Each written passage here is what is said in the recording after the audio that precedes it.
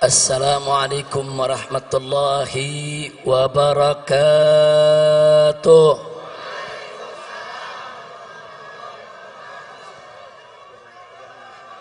Bismillah walhamdulillah wassalatu wassalamu ala rasulillah wa ala alihi wa sahbihi wa mawalah. Ashhadu an la ilaha illallah wahdahu la syarika lah wa ashhadu anna sayyidana Muhammadan abduhu wa rasuluh la nabiyya ba'dah. Siyadatul habaib asy-syurafa wa sa'adatul ulama'il fudala wa jami'il hadirin al-hibba'il a'izza rahimakumullah. Fi hadhil munasabati as-sa'idah wa bihadzal ijtima'il mubarak la ansa an usiyakum jami'an wa nafsi bi taqwallah wa bi ta'ati rasulillahi sallallahu alaihi wa alihi wa sahbihi wa sallam. Fa nas'alullah subhanahu wa ta'ala an yahdiyana ila siratihil mustaqim wa yaj'alana minal muttaqin wa yudkhilana jannatahu jannatan na'im bihaqqi sayyidil mursalin walhamdulillahi rabbil alamin. Taqabbalallahu minna wa minkum fataqabbal ya karim. Kepada para habaib, para alim ulama, para kiai, kepada segenap kaum muslimin dan muslimat rahimakumullah, saya menyampaikan berjuta terima kasih dan penghargaan yang tinggi kepada semuanya atas kehadirannya pada acara peringatan Maulid Nabi besar Muhammad sallallahu alaihi wasallam. Semoga tidaklah Anda pulang dari tempat ini nanti kecuali dosa kita semua diampuni oleh Allah subhanahu wa ta'ala, kesalahan kita dimaafkan, kemudian urusan kita semua dimudahkan, dan kita semua dijadikan sebagai orang-orang yang salihin. Amin ya rabbal alamin. Ahibail kiram, Nabi yang kita peringati maulidnya pada malam hari ini adalah seorang manusia yang memiliki akhlak yang sangat agung. Keagungan akhlak beliau dipersaksikan langsung oleh Allah subhanahu wa ta'ala melalui firman-Nya. Wallahu subhanahu wa ta'ala qala fi akhlaqi nabiyhi sayyidina Muhammadin sallallahu alaihi wasallam wa innaka la'ala khuluqin azim. Sesungguhnya engkau wahai Rasul, sesungguhnya engkau wahai Nabi, la'ala, betul-betul sungguh-sungguh berada di atas khuluqin azim, akhlak yang agung. Artinya Nabi alaihi salatu wassalam memiliki akhlak yang sempurna, akhlak yang sangat mulia, akhlak yang teramat agung. Itulah Nabi kita Sayyiduna Muhammad sallallahu alaihi wasallam. Untuk menggambarkan keagungan akhlak Nabi, saudara, kita tidak akan pernah mampu untuk memaparkannya secara tuntas. 1 jam ceramah tidak akan pernah cukup. 1 tahun pun kita jelaskan tidak akan pernah habis. Seumur hidup kita sekalipun tidak akan pernah ada kesudahannya untuk menggambarkan kesempurnaan keagungan akhlak Nabi Muhammad sallallahu alaihi wasallam. Kenapa? Saking sempurnanya, saking agungnya. Namun sungguh pun begitu, ada satu ungkapan yang teramat indah di dalam menggambarkan keagungan akhlak Nabi. Kalimat tersebut diucapkan oleh istri Nabi tercinta Sayyidatuna Aisyah radhiyallahu taala anha. Tatkala beliau ditanya oleh seorang tabi'in, "Ya ummal mukminin, wahai ibu orang yang beriman, kaifa kana khuluqun Nabi sallallahu alaihi wasallam?" Bagaimana sih sebetulnya akhlak Nabi? Ini pertanyaannya, saudara. Lalu apa dijawab oleh Sayyidatuna Aisyah As-Siddiqah binti Siddiq radhiyallahu taala anhuma? Beliau menjawab dengan kalimat yang singkat, padat, ringkas, jelas, menunjukkan kecerdasannya di dalam memilih kata, saudara. Di mana beliau katakan, "Kana khuluquhul Qur'an." Akhlak Nabi adalah Al-Quran. Itu aja jawaban Siti Aisyah. Siti Aisyah nggak bicara panjang lebar, saudara. Siti Aisyah nggak repot-repot mengungkapkan dengan aneka ragam untayan kalimat. Beliau cukup mengatakan pada saat ditanya, bagaimana sebetulnya akhlak Nabi? Beliau menjawab, akhlak Nabi adalah Al-Quran. Artinya, saudara, kalau kita ingin bicara akhlak Nabi, kemana Al-Quran menuntun, kesanalah Nabi kita berjalan, saudara. Bagaimana Al-Quran itu mengatur, itulah yang dilakukan oleh Nabi, saudara. Dan bagaimana Al-Quran itu menentukan jalan hidup, begitulah jalan hidup Nabi kita Sayyiduna Muhammad sallallahu alaihi wasallam. Al-Quranul Karim mewajibkan aneka ragam kewajiban. Demi Allah, tak satu pun kewajiban pernah ditinggalkan oleh Nabi alaihi salatu wassalam. Al-Quranul Karim mengharamkan aneka ragam di Muhammad sallallahu alaihi wasallam. Oleh karenanya, saudara, bicara tentang revolusi akhlak berarti bicara suatu revolusi yang mengikuti jalan hidup Nabi Muhammad sallallahu alaihi wasallam. Bicara tentang revolusi akhlak berarti bicara tentang satu revolusi yang berdiri tegak di atas Al-Quran dan sunnah Nabi kita Sayyiduna Muhammad sallallahu alaihi wa alihi wa sahbihi wasallam. Nah, kenapa pada kesempatan ini kita mengingatkan tentang revolusi akhlak, saudara? Sebab Nabi kita tidaklah diutus kecuali untuk menyempurnakan akhlak. Nabi yang bersabda dalam satu hadisnya, au kama qala Nabi sallallahu alaihi wasallam, "Innama bu'ithu li utammima makarimal akhlak." Innama dalam bahasa Arab adatun min adawatil hasr, yaitu suatu kata yang biasa digunakan untuk pembatasan, saudara. Innama kalau diterjemahkan dalam bahasa Indonesia, sesungguhnya hanya. Sesungguhnya hanya. Jadi kalau Nabi mengatakan innama bu'ithu, sesungguhnya aku ini diutus hanya. Hanya untuk apa? Liutammima makarimal akhlak, untuk menyempurnakan kemuliaan akhlak. Jadi, saudara, ajaran Nabi alaihi salatu wassalam berdiri atas dasar akhlak.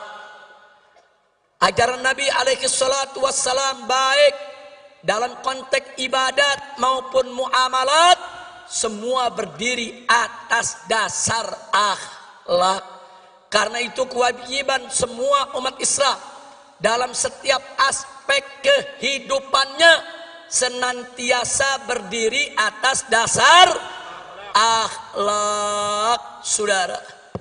Makanya aneh sekali hari ini saya mendengar pernyataan dari seorang pejabat tinggi, saudara. Hari ini, saudara, saya mendengar pernyataan dari seorang pejabat tinggi yang mengatakan saudara, agama tidak mengatur negara. Inna lillahi wa inna ilaihi raji'un. Saudara, orang yang berprinsip agama tidak mengatur negara, saudara, ini datang dari pemikiran liberal atau datang dari pemikiran ateis. Pemikiran liberal adalah mereka-mereka yang ingin membebaskan diri mereka dari ikatan agama. Sedangkan pemikiran ateis, saudara, mereka-mereka yang ingin mengatur kehidupannya tanpa ada ikatan kepercayaan kepada Tuhan, saudara. Dan ini sangat berbahaya di negara kesatuan Republik Indonesia yang berdasarkan ketuhanan yang Maha Esa, sebagaimana tertera dalam konstitusi negara, Undang-Undang Dasar 1945 pasal 29 ayat 1, bahwa negara Republik Indonesia berdasarkan ketuhanan yang Maha Esa. Jadi para founding father itu para pendiri bangsa, dari sejak awal kemerdekaan kita sudah menetapkan bahwa Indonesia berdasarkan tauhid. Indonesia berdasarkan tauhid, berdasarkan ketuhanan yang Maha Esa. Yang oleh karenanya setiap kebijakan dalam negara kesatuan Republik Indonesia tidak boleh lepas dari nilai-nilai luhur ketuhanan yang Maha Esa. Sehingga setiap kebijakan apa saja di dalam pengelolaan negara Republik Indonesia tetap harus mengacu kepada ajaran agama, sehingga semua kebijakan di dalam pengelolaan negara Republik Indonesia harus berdiri atas dasar akhlak, saudara. Takbir. Jadi kalau ada pejabat tinggi mengatakan agama tidak boleh mengatur negara, jadi negara mau diatur pakai apa? Mau jadi negara PKI, mau jadi negara ateis, mau jadi negara setan, mau jadi negara iblis. Maka itu saya tanya semua saudara, dasar negara kita apa? Ketuhanan. Ketuhanan yang Maha Esa itu, saudara, adalah dasar tauhid. Apa kalimat tauhid kita? Semuanya la ilaha illallah. Lagi. Sekali lagi. Takbir. Nah, jadi kita mau ingatkan dari mulai presiden dan para menterinya sampai pejabat yang di bawah, ingat, Indonesia adalah negara tauhid. Sekali lagi kita ingatkan kepada mereka, Indonesia adalah negara tauhid, negara berdasarkan ketuhanan yang Maha Esa, sesuai apa yang tertera dalam Undang-Undang Dasar 18 Agustus 1945 pasal 29 ayat 1 yang berbunyi negara Republik Indonesia berdasarkan ketuhanan yang Maha Esa. Jadi kalau kalian ingin menyingkirkan ajaran agama, ingin menyingkirkan aturan agama, ingin menyingkirkan ajaran Islam dari pengelolaan negara, berarti kalian ingin mengangkangi konstitusi, ingin menghancurkan negara ini, dan ingin menghancurkan dasar negara. Betul? Maka itu saya mau tanya, siap jaga ketuhanan yang Maha Esa? Siap jaga negara Republik Indonesia? Takbir. Jadi saya ingatkan kepada semua ya ikhwan, saya nggak peduli siapapun orangnya saudara, mau presiden, mau menteri, mau para jenderal TNI dan Polri, hati-hati kalian. Kalau kalian ingin menyingkirkan ajaran agama dalam pengelolaan negara Republik Indonesia, berarti kalian ingin melawan agama, kalian menantang agama. Demi Allah, kami tidak akan mundur walaupun selangkah, saudara. Takbir. Takbir. Takbir. Nah baiklah, jadi saya mau garis bawahi, ucapan agama tidak boleh ngatur negara itu ucapan nggak punya akhlak, nggak punya akhlak. Betul? Betul? Pemimpin ngebohong melulu, Punya akhlak gak? Punya akhlak gak? Nggak punya akhlak. Nggak punya. Pemimpin ingkar janji melulu. Punya akhlak gak? Punya akhlak gak? Punya akhlak gak? Habaib ulama dikriminalisasi hanya karena tidak sejalan dengan penguasa. Punya akhlak gak? Kriminalisasi ulama punya akhlak gak? Ayo jawab yang kompak, punya akhlak gak? Ulama dicaci maki, dihina-hina oleh buzzer, tapi buzzernya nggak ditangkap-tangkap. Punya akhlak gak? Punya akhlak gak? Punya akhlak gak? Ulama yang nggak salah dicari-cari kesalahan, nggak ada salahnya aja dicari-cari kesalahan, apalagi kalau ada salah. Saya mau tanya sekali lagi, nyari-nyari kesalahan ulama punya akhlak gak? Punya akhlak gak? Nah, saya mau tanya lagi, biar Anda yang putusin semua saudara, supaya nanti Anda tahu apa yang dimaksud revolusi akhlak. Ada santri dari Pasuruan saudara, nyindir presiden, nyindir Kapolri, langsung ditangkap, dipenjara, diadili, dituntut 4 tahun penjara dan dipenjara 3 tahun saudara. Sambil dipakein baju tahanan, masuk televisi, polisinya saudara dengan gagah mengatakan orang ini tidak tahu diri, tidak pantas tinggal di NKRI karena menghina presiden. Baik ya Wan, nggak apa-apa, nggak apa-apa. Taruhlah si santri salah, taruh si santri salah, santrinya di penjara 3 tahun, nggak apa-apa. Cobaan buat dia saudara. Insya Allah Allah naikkan derajatnya. Amin ya rabbal alamin. Tapi saudara, yang uniknya saudara, ada anak cukong Cina. Anak cukong Cina pegang foto presiden, dicaci maki, dipukul-pukul itu foto, diludahin. Itu yang difoto dikatakan kacung dia. Bahkan dia bego-begoin dan diancam, gua mau bunuh, gua mau tembak, nggak ditangkap. Saya tanya, punya akhlak gak? Ini negara saudara yang mimpin. Coba lihat, giliran santri penjara 3 tahun, giliran anak cukong Cina dibebasin.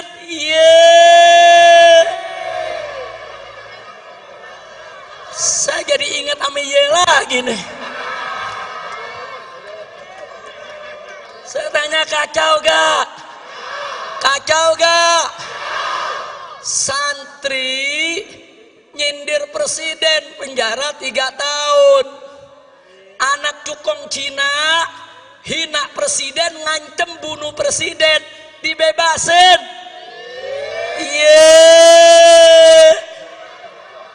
Ada akhlak gak? Ada akhlak gak? Ada akhlak gak? Nah yang begini wajib gak direvolusi? Wajib gak direvolusi? Wajib tidak direvolusi? Takbir.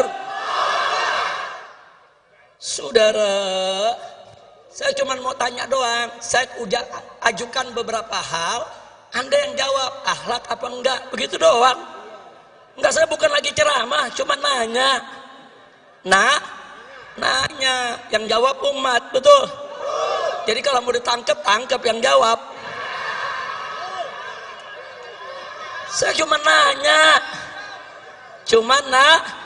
Nanya. Lanjut. Mau ditanya lagi? Ada prajurit TNI. Takbir. Waktu saya pulang, buat rekaman menyambut saya datang. Betul? Bagus gak? Ditangkep. Diborgol. Di penjara.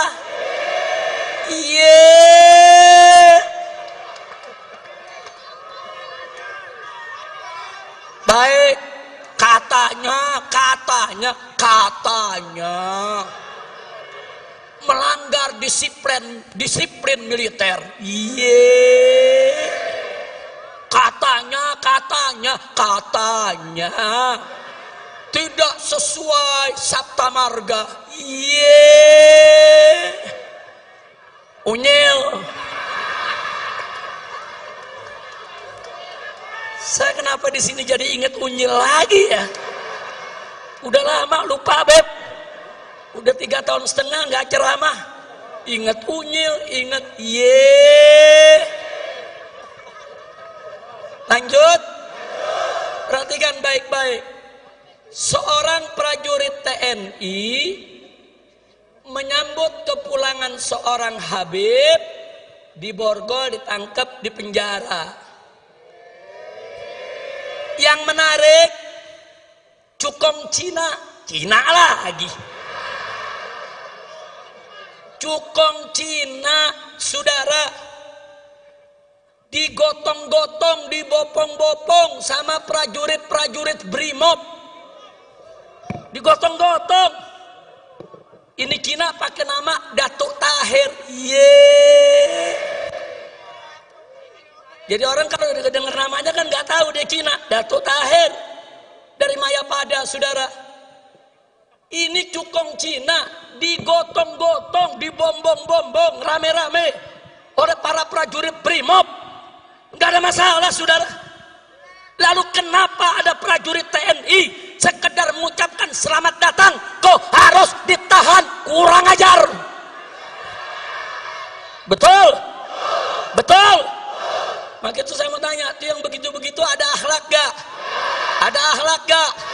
Prajurit TNI cinta sama Habib, bagus gak? Ditahan. Saya tanya, ada akhlak gak? Ada akhlak gak? Cukong Cina digotong-gotong sama prajurit Brimob, berakhlak tidak? Berakhlak tidak? Giliran cukong dibopong-bopong, saudara, dianggap nggak melanggar disiplin.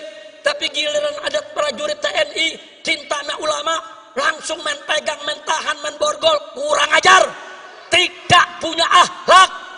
Betul.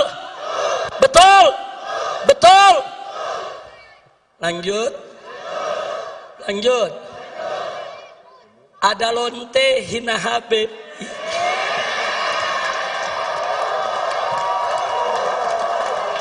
Pusing. Sampai lonte ikut-ikutan ngomong.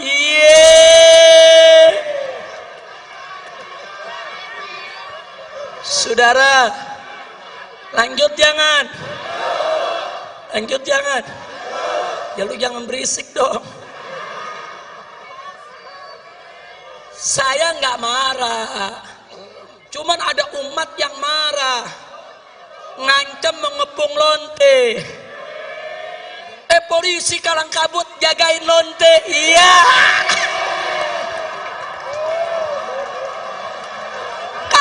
Kacau. Lonte hina Habib dijaga polisi.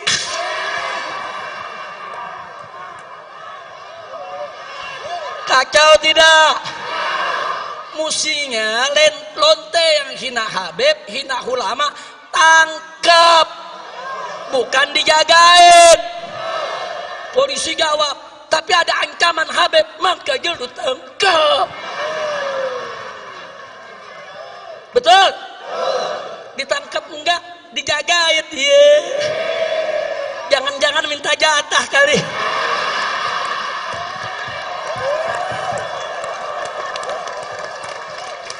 Kacau.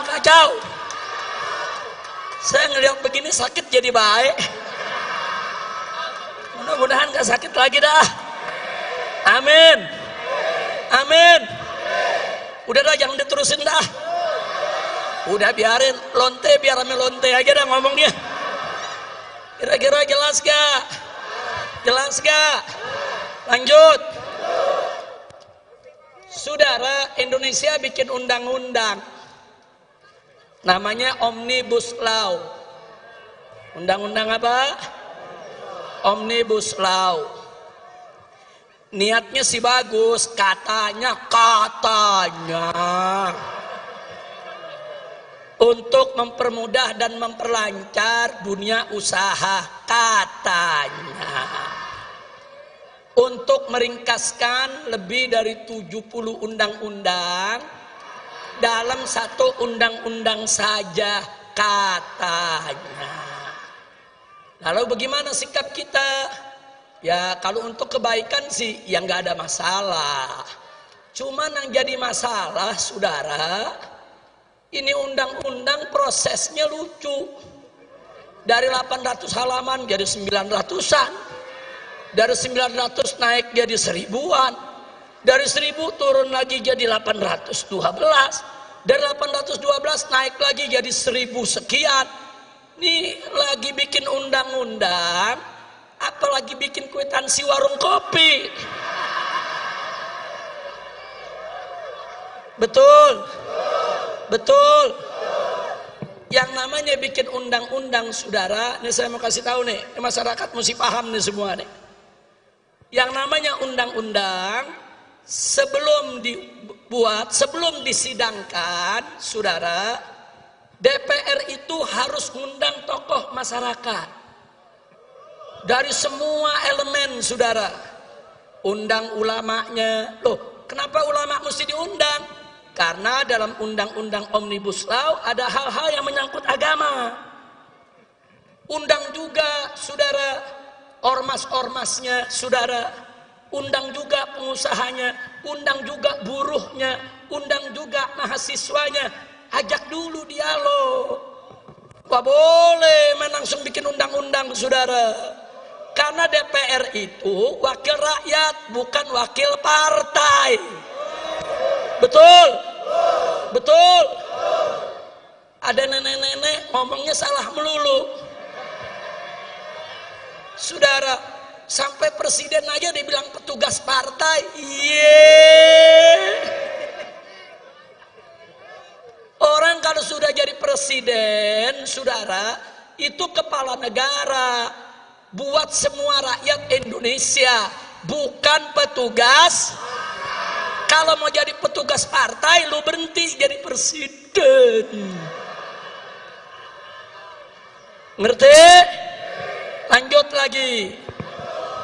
Jadi kalau semua tokoh sudah dipanggil, baru mereka rumuskan, mereka tampung masukan-masukan. Itu yang pertama. Yang kedua, itu dibahas dulu di Badan Legislasi DPR, saudara. Enggak langsung dibawa ke paripurna. Fraksi-fraksi ikut membahas, utusan-utusan partai ikut membahas. Puncaknya nanti di paripurna. Nah, di paripurna ini menarik. Seluruh anggota dewan yang berjumlah ratusan orang, 500 orang lebih, saudara, itu harus baca kalimat per kalimat, kata per kata, huruf per huruf, dan disahkannya pun per pasal dulu. Baca satu pasal satu, ayat satu dibacain. Bagaimana semua anggota setuju? Setuju. Pasal satu setuju. Kemudian pasal 2 dan seterusnya. Makanya selama ini undang-undang gak pernah tebal. Paling-paling 10 halaman, 15 halaman. Supaya apa? Supaya gampang dibaca, gampang dikaji, gampang dikoreksi. Tahu-tahu sekarang dibikin 1000 halaman. Nggak apa-apa, tapi lu baca. Mau mulut bebusa lagi lu baca. Nah kalau lu nggak baca, main ketok palu disahkan, saudara. Ini kan namanya ngawur. Baca.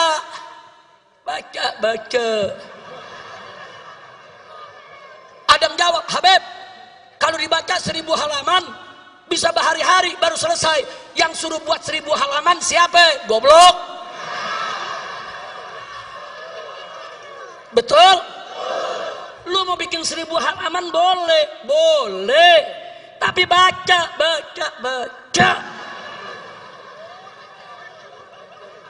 Mau tuh mata sampai belekan lagi lu baca. Betul? Kenapa? Ini undang-undang. Kalau sudah diketok palu, kita semua ini wajib untuk mematuhinya, saudara. Nggak boleh sembarangan. Ketua PDPR ditanya, bagaimana ibu? Apa ibu sudah baca semua? Jawabnya, ya sudah baca secara acak. Ketua DPR-nya aja, saudara, kelasnya seperti ini. Tidak mau baca tuntas, itu undang-undang. Kalau kau tidak baca tuntas, tidak boleh kau ketuk palu untuk besarkannya. Betul? Takbir. Sekarang saya mau tanya, bikin undang-undang nggak pakai baca ketok palu, punya akhlak gak? Punya akhlak gak? Punya akhlak gak? Nggak punya akhlak, saudara. Jadi sekarang ini kita sedang krisis akhlak. Dari mulai presiden, menteri, sampai pejabat ke bawah, krisis. Nah kalau ada yang jawab, tapi Habib, masyarakat juga banyak krisis akhlak. Jelas, masyarakat banyak krisis akhlak, manakala pemimpinnya tidak berakhlak. Kalau pemimpinnya berakhlak, ulamanya berakhlak, umarohnya berakhlak, masyarakat juga akan berakhlak. Sinfan minan nas, in soluha, soluhan nas, wa in fasada, fasadan nas. Ada dua golongan manusia. Kalau keduanya baik, masyarakat semua baik, ya kawan. Kalau keduanya jelek, masyarakat semua rusak, ya kawan. Nah, jadi jangan salahkan rakyat dulu, jangan salahkan masyarakat dulu, saudara. Jangan lihat para pemimpinnya. Kalau mereka tidak berakhlak, kalau mereka tidak menjaga akhlak, wajar, pantas. Kalau yang di bawah akhirnya banyak lagi yang tidak memandang akhlak. Betul? Betul? Nah, gitu saya mau tanya, kalau sudah krisis akhlak begini, berarti revolusi akhlak penting tidak? Perlu tidak? Setuju? Siap revolusi akhlak? Siap revolusi akhlak? Takbir! Takbir! Sallu ala Nabi. Nah, sebelum saya akhiri, saudara, ada yang mengatakan begini, kenapa Habib Rizik dan kawan-kawan masih buka pintu dialog, masih buka pintu rekonsiliasi, masih buka pintu perdamaian? Kata mereka, revolusi itu tidak kenal kata damai, revolusi itu tidak kenal kata rekonsiliasi. Saya mau jawab, revolusi yang tidak kenal kata damai itu bukan revolusi akhlak namanya, saudara.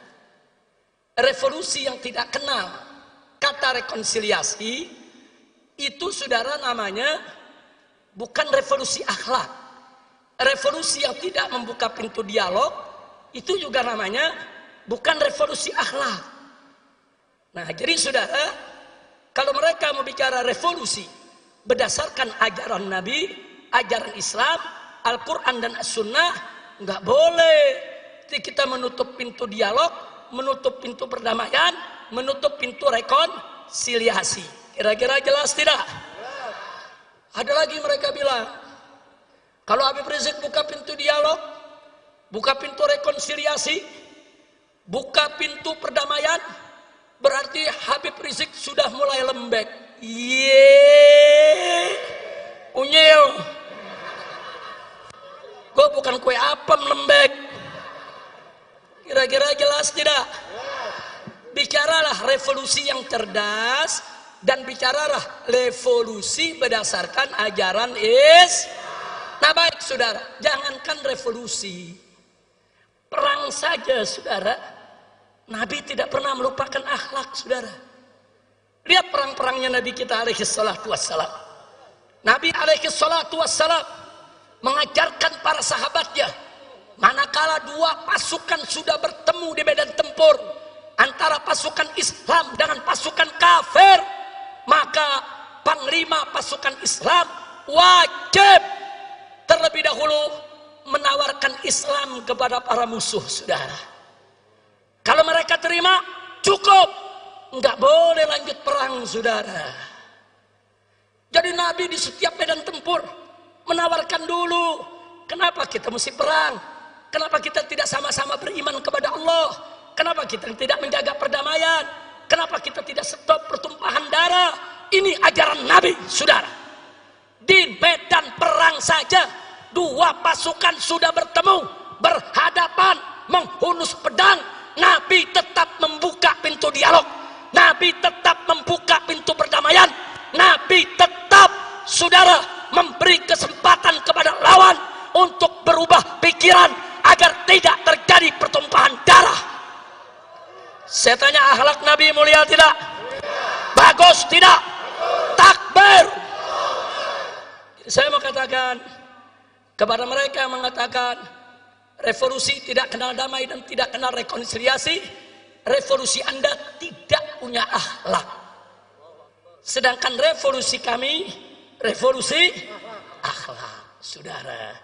Nah, tapi jangan lupa, di medan perang, kalau Nabi sudah dialog, Nabi menawarkan perdamaian, tapi musuh nggak mau damai. Musuh tetap berkeras untuk perang. Maka Nabi dan para sahabat sejengkal pun tidak akan pernah mundur, saudara.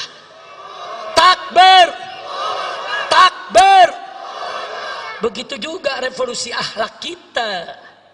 Tawarkan perdamaian, tawarkan dialog, tawarkan menyelesaikan persoalan bangsa tanpa pertumpahan darah. Betul? Setuju?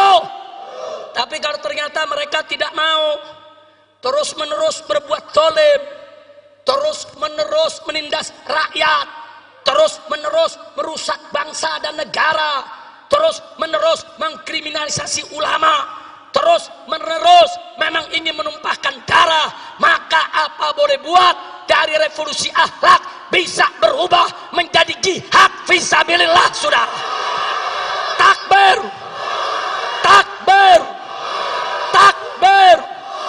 Siap jihad, siap jihad, takbir. Jadi kalau kami menawarkan dialog, berarti kami tidak mau perang. Kalau kami menawarkan rekonsiliasi, berarti kami nggak mau pertumpahan darah. Betul? Kalau kami menawarkan perdamaian, berarti kami tidak mau kerusakan. Tapi ingat, tidak ada kata damai dengan kezoliman. Berarti kalau orang zolim mau damai, lu stop kezolimannya. Betul? Kalau nggak di stop kezolimannya, ada damai tidak? Ada damai tidak? Haram kita berdamai dengan kezaliman, saudara. Kira-kira jelas tidak? Paham semua? Maka itu saya mau tanya, malam ini ngerti tidak revolusi akhlak? Ngerti tidak revolusi akhlak? Jadi kalau revolusi akhlak menawarkan lebih dulu dialog, bagus tidak? Menawarkan lebih dulu perdamaian, bagus tidak? Menawarkan lebih dulu rekonsiliasi, bagus tidak? Bagus tidak? Tapi tidak ada kata damai dengan kezaliman, betul? Siapa zalim ingin berdamai, stop dulu kezalimannya, betul? Takbir. Tapi kalau sudah ditawarkan kedamaian, ditawarkan dialog, ditawarkan rekonsiliasi, mereka ternyata congkak, angkuh, sombong, merasa paling besar, merasa paling kuat. Demi Allah, habaib ulama dan umat Islam tidak akan pernah mundur jihad untuk melawan kezaliman, saudara. Takbir. Sallu ala nabi. Nah, maka itu saudara, akhirnya saya kabarkan, insya Allah setelah nanti saya istirahat beberapa hari agar kondisi betul-betul fit, saudara, saya dengan pengurus DPP FPI akan keliling Indonesia. Kita akan datangi setiap provinsi, kita ajak semua umat, dan kita akan melakukan koordinasi dan konsolidasi untuk revolusi akhlak. Setuju tidak? Setuju tidak? Jadi jangan coba-coba ada pihak yang menghalangi tabligh akbar kami, yang menghalangi yaitu daripada konsolidasi kami. Karena kali ini kami tidak akan pernah tolerir siapapun yang coba-coba menghalangi tabligh dan pengajian umat Islam. Betul? Betul? Siap jaga tabligh akbar, siap bela tabligh akbar, siap jaga pesantren para kiai, siap jaga majelis-majelis para habaib. Takbir. Kita akan keliling, kita akan sowan kepada para habaib, para ulama, para tokoh umat Islam di berbagai daerah, saudara, untuk memantapkan langkah dalam rangka revolusi akhlak. Karena kita tidak bisa melakukan revolusi akhlak, saudara, kalau tidak mendapat dukungan para habaib, para ulama, para kiai, dan umat Islam di berbagai daerah. Itu yang pertama. Yang kedua, jangan pernah berpikir revolusi akhlak kita memakai senjata untuk perang. Tidak. Saya katakan sekali lagi, tidak. Kecuali kalau musuh pakai senjata nembakin kita. Kecuali kalau musuh pakai senjata bunuh kita. Kita angkat senjata, kita perang, saudara. Setuju tidak? Takbir. Tapi kalau musuh menghancurkan kita dengan kata, maka kita akan jawab juga dengan kata. Kalau musuh mau menghancurkan kita dengan ekonomi, maka yuk sama-sama kita lakukan gerakan ekonomi umat Islam. Saudara, kalau umat Islam bersatu dalam ekonomi, saudara, itu naga-naga akan jadi cacing-cacing. Setuju tidak?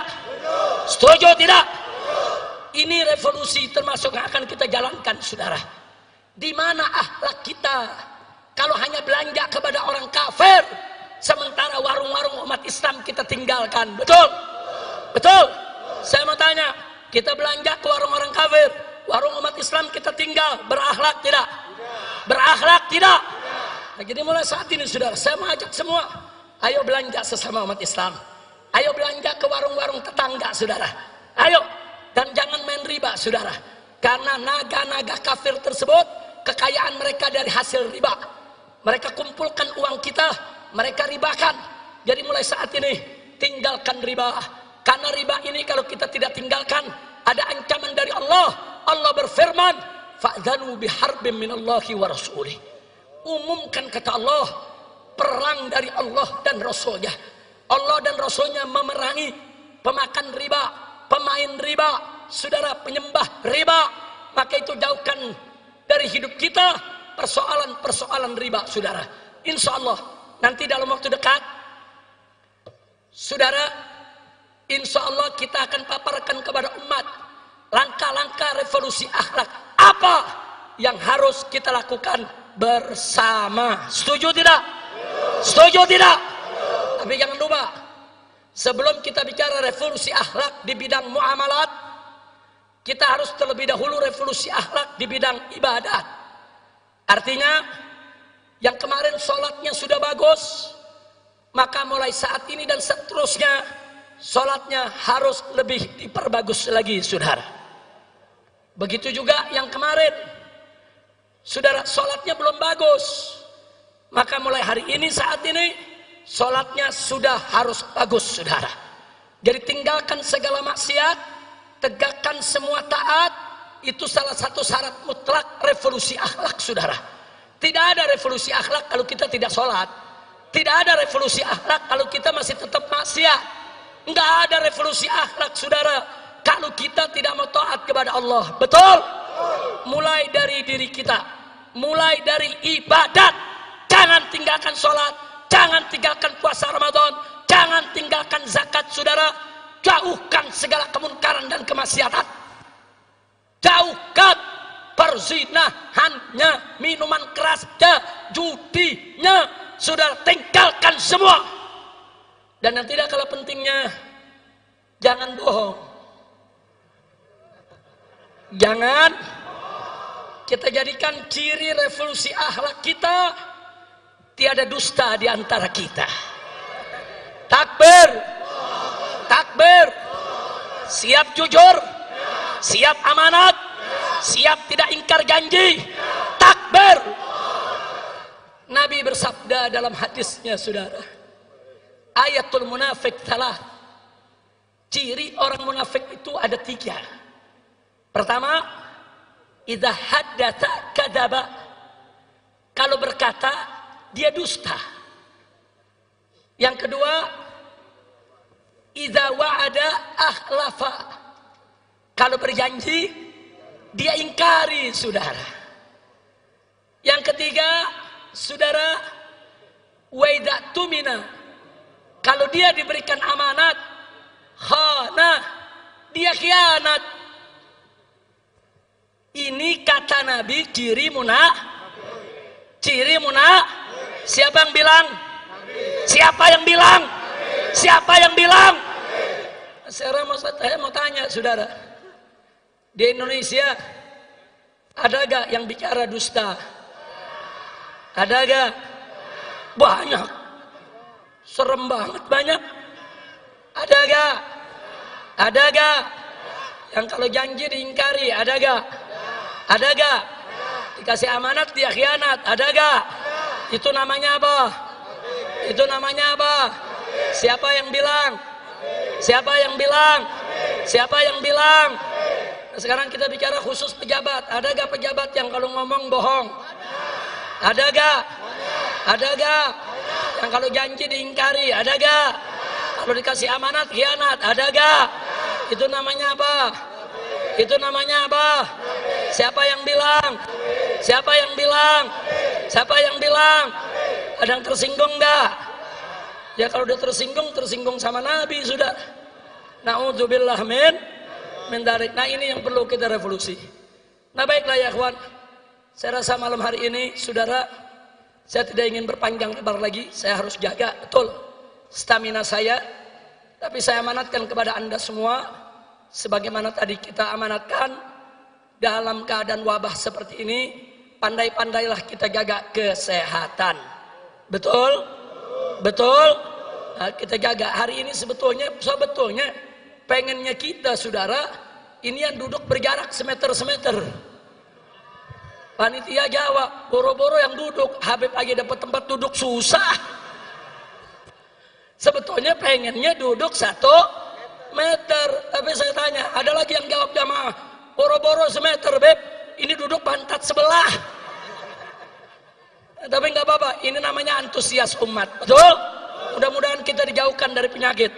Allah angkat ini wabah corona. Allah angkat wabah corona. Allah angkat wabah corona. Amin ya rabbal alamin. Nah kemudian terakhir, jangan lupa semua tetap harus ikut komando para habaib dan ulama. Setuju? Setuju? Takbir. Maaf saudara, pemerintah saat ini banyak ingkar janji, banyak berkata bohong, dan banyak melakukan khianat terhadap amanat. Betul? Bahkan maaf, DPR RI tidak terkecuali. Mereka tidak lagi mewakili rakyat, tapi mereka lebih banyak mewakili oligarki para konglomerat. Betul? Betul? Maka itu sekarang kesian nasib bangsa Indonesia, saudara. Kesian, pemerintah tidak peduli lagi pada rakyatnya. DPR tidak peduli lagi pada rakyatnya. Tapi jangan khawatir, habaib dan ulama tidak akan pernah meninggalkan umat, saudara. Betul? Siap ikut habaib, siap ikut ulama. Takbir. Dan catat baik-baik, saudara. Sebelum NKRI lahir, sebelum negara ini merdeka, saudara, para habaib, para ulama, para kiai, para santri, merekalah yang bahu-membahu melawan para penjajah, saudara. Sekali lagi, saat itu tentara belum ada, polisi belum lahir, saudara. Tapi para kiai, para habaib, para pesantren dengan setia menjaga rakyat, menjaga umat, membela bangsa, membela negara, mengusir penjajah sehingga kita merdeka, saudara. Tahu-tahu sekarang ada bangsa sendiri yang mau jajah kita. Tentara Belanda, tentara Inggris, saudara, tentara Jepang diusir sama rakyat karena menindas. Betul? Betul? Apalagi Londo Ireng. Tahu Londo Ireng? Tahu Londo Ireng? Belanda hitam. Belanda. Saya mau tanya saudara, sama Belanda aja kita nggak takut, sama Londo Ireng takut gak? Takut gak? Maka itu sekali lagi, siap sekali lagi kita merebut kemerdekaan? Siap sekali lagi kita merebut kemerdekaan? Jadi kalau pemerintah tidak bertobat, DPR tidak bertobat, tidak mau diajak revolusi akhlak, sudah saatnya umat akan melakukan jihad untuk kembali memerdekakan Indonesia, saudara. takbir, takbir, takbir. Siap revolusi, siap revolusi akhlak. Ayo, ayo, ayo revolusi, ayo revolusi sekarang juga. Semua. Ayo, ayo, ayo revolusi, ayo revolusi sekarang juga. Lagi. Ayo, ayo revolusi sekarang juga. Dipercepat. Ayo, ayo, ayo revolusi, ayo revolusi sekarang juga. Ayo revolusi, ayo revolusi sekarang juga. Lagi. Ayo, ayo, ayo revolusi sekarang juga. Paling cepat. Ayo, ayo, ayo revolusi sekarang juga. Ayo, ayo, ayo revolusi. Takbir, takbir, Allahu Akbar. takbir. Sallu ala Nabi. Siap merdeka? Merdeka! Merdeka! Merdeka! Merdeka dari penjajahan oligarki, betul? Takbir! Merdeka dari penjajahan cukong naga, betul? Betul? Betul? Takbir! Merdeka dari londo ireng, betul? Takbir! Sallu ala Nabi. Cukup sampai di sini. Hus, lu lanjut. Ntar gue pingsan di sini. Cebong mana nyanyi. Habib nggak boleh pingsan di mimbar, betul? Kalau pingsan di mimbar, cebong bahagia. Besok bazar rame. Habib Rizik dapat laknat pingsan di mimbar. Iya. Depan cebong nggak boleh kelihatan lemah, betul? Betul? Ya udah sekarang saya tanya semua, siap jujur? Siap amanat? Betul? Siap sholat? Siap puasa? Siap zakat? Siap tinggal maksiat? Betul? Betul? Anak muda, angkat tangan anak muda. Siap nggak pacaran? Siap kawin? Betul. Kawin boleh, pacaran jangan. Betul? Betul? Anak muda, angkat tangan anak muda. Siap tidak pacaran? Betul? Siap kawin? Takbir? Pokoknya segala maksiat kita tinggal. Betul? Setuju? Setuju? Takbir? Nah, ini yang saya mau sampaikan, saudara. Mudah-mudahan bermanfaat untuk kita semua. Sekarang baca surat Al-Fatihah, kita niatkan bibarkatil Fatihah agar para umara kita dapat taufik dan hidayah, sehingga mereka bisa memimpin negara dengan adil dan amanat. Tapi Allah Maha tahu, jika hati mereka tertutup, tidak lagi bisa menerima taufik dan hidayah. Hancurkan mereka ya Rabb, tumbangkan mereka ya Rabb. Berikan kepada kami pemimpin yang adil ya Rabb, pemimpin yang taat kepada Engkau ya Rabb, yang taat kepada kekasih-Mu ya Rabb, pemimpin yang cinta kepada bangsa dan rakyatnya, negeri dan negaranya ya Rabbal Alamin. Ala hadhihi niyah wa likulli niyatin salihah wa ila hadratin Nabiil Mustafa sallallahu alaihi wasallam bisiril Fatihah.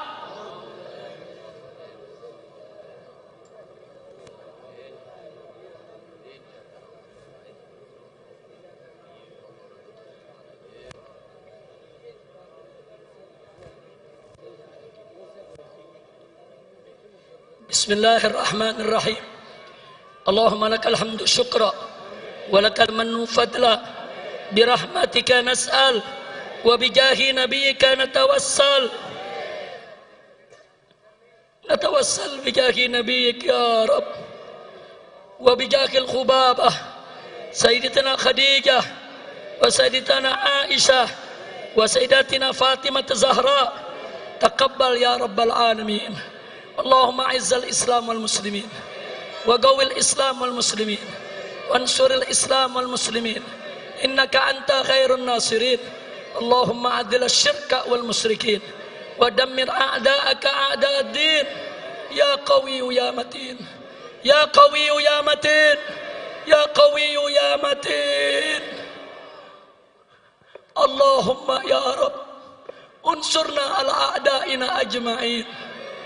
اللهم فرق جمعهم وشتت شملهم ومزق وحدتهم وخرب قوتهم وزلزل أقدامهم فدمرهم تدميرا إنك على كل شيء قدير. اللهم ول علينا خيارنا ما يرحمنا ويخاف منك ولا تسلط علينا شرارنا ما لا يرحمنا ولا يخاف منك. اللهم أصلحنا وأصلح من في صلاحه صلاح الإسلام والمسلمين. اللهم لا تهلكنا وأهلك من في هلاكه صلاح الإسلام والمسلمين.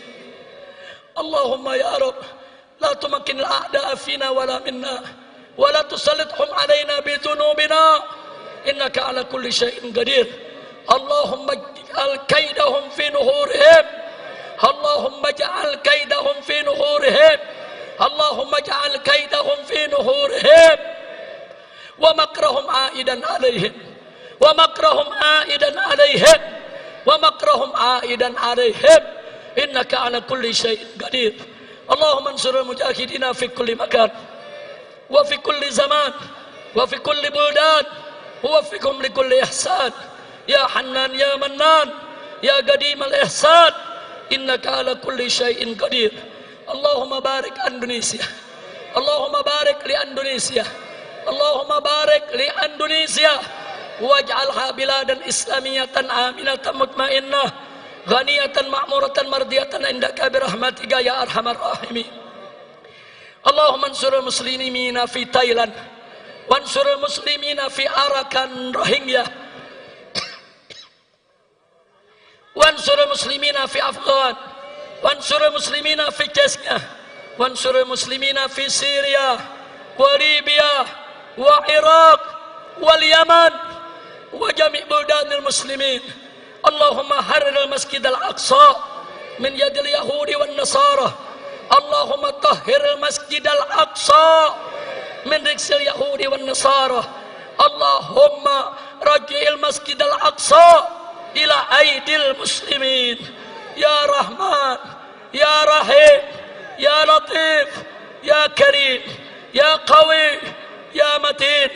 اللهم لا فرج إلا فرجك ولا لطف إلا لطفك ففرج عنا كل هم وغم وكرب وارفع عنا هذه المحنة والبرية، فادفع عنا هذه المحنة القوية بيدك القوية بيدك القوية بيدك القوية إنك على كل شيء قدير. اللهم ادفع عنا هذه المحنة والبرية بيدك القوية إنك على كل شيء قدير، إنك على كل شيء قدير. اللهم سلمنا وسلم المسلمين وارفعنا وعن جميع المسلمين الوباء والبلاء والغلاء والربا والسيلان والفيضان والزلزال والبركان والفتن ما ظهر منها وما بطن إنك على كل شيء قدير. ربنا بحق نبينا ارفع كورونا، ربنا بحق نبينا ارفع كورونا، ربنا بحق نبينا ارفع كورونا. ربنا آتنا في الدنيا حسنة وفي الآخرة حسنة وقنا عذاب النار. وصلى الله على سيدنا محمد النبي الأمي وعلى آله وصحبه وسلم بفضل سبحان ربك رب العزة عما يصفون وسلام على المرسلين والحمد لله رب بسر الفاتحة.